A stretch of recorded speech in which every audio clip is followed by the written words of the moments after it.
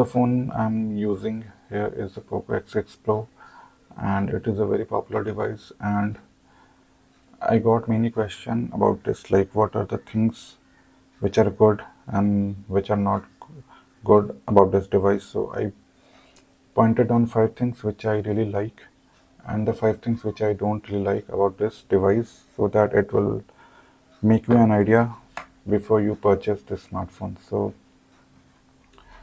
this is a smartphone. I've been using it from past 3 months, and based on that experience I would like to share my thoughts.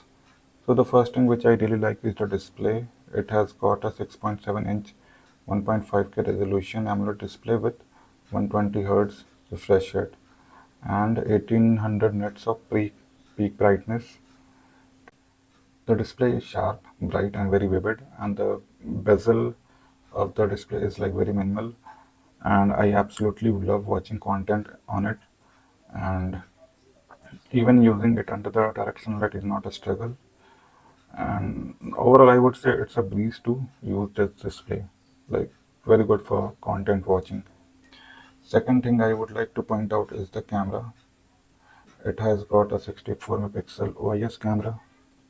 Here you can see, and the 64 megapixel OIS camera actually takes really good pictures. And many people say that the camera isn't good, it's very average. But like when I tested it against iPhone 12 and S21 FE, it actually performed better in the in many situations. And however, in the video department, the low light situation, it wasn't performing as good as those devices. But overall, it kind of impressed me, and I can't really complain in the camera department. You also get this. The max here you can shoot is the 4K 30 FPS. That's the max you can go. And the third thing which I really like about this smartphone is the performance. Before I talk, I would like to show you the benchmark result. This is the Antutu score, 14 lakh 53,827, and this is the Geekbench score, 1400 on the single core, 4600 on the multi core, and the Dimensity 8300 Ultra and the 8 GB RAM makes it perform like a flagship device. It runs everything with ease without breaking a sweat. Everything runs buttery smooth, and even the games like PUBG and Genshin Impact like run at the highest FPS possible. PUBG can easily run at 90 FPS, and the Genshin Impact also can run at 60 FPS. So that's a great thing. For me, the performance was never an issue, and that's something always impressed me. So yeah, on the performance front, you cannot complain. Talking about this new Hyper OS, I wasn't very positive about the HyperOS initially, but after using it for more than 3 months, I'm actually highly impressed with the HyperOS. It's actually a very smooth and feature-loaded UI, and I never had to struggle with the UI usability or the performance or the stability issue. Yes, you do get some extra apps here when you purchase the device, but you can easily uninstall all that, and even the advertisement are there, but you can definitely turn them off. So after you do that, all those things, you get a very clean experience, and it also get periodic updates, which is again a very great thing. Fifth thing which I would say is the price. The pricing of this device is very aggressive. I myself paid 21,000 for this 512 GB variant. So this is the 512 GB variant,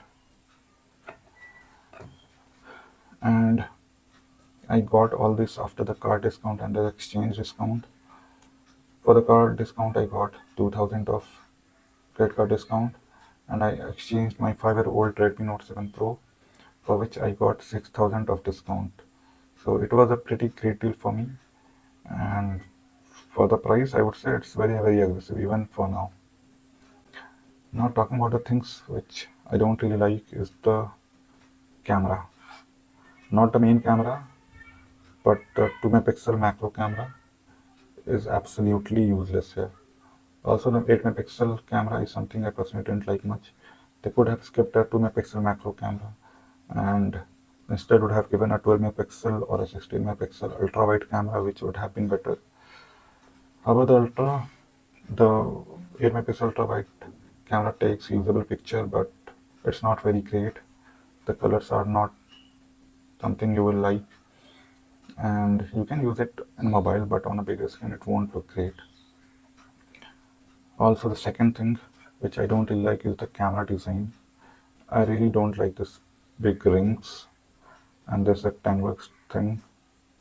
It gets scratches very easily, which you something need to know, and it looks a bit odd. I think Poco would have gone for something minimal design, and this thing will get scratched very easily, and in longer term it might look very bad. So yes, that's something I thought is worth pointing out. So the third thing I would say is the charging speed. Poco now takes 53 minutes to get full charge, and I think it's on a bit higher side considering it has got a 67-watt fast charger. This is the charger which you get here, and initially it took like 47 minutes to get full charge, but now with the update it takes even longer, so I think that is on a bit higher side. Fourth thing is the third-party launchers. So when you're using the third-party launchers, you're forced to use the on-screen navigation.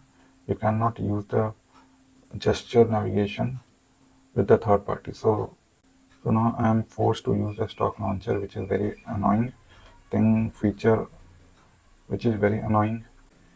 I tried to switch to third party launcher, but I didn't like using the on-screen navigation. So again, I always get back to the stock launcher.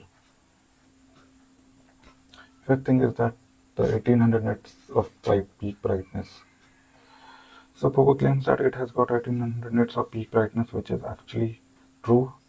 But when you use it in the real life, what we don't know is that the high brightness mode can only reach up to the 1200 nits, and high brightness mode is what we actually use in our daily life.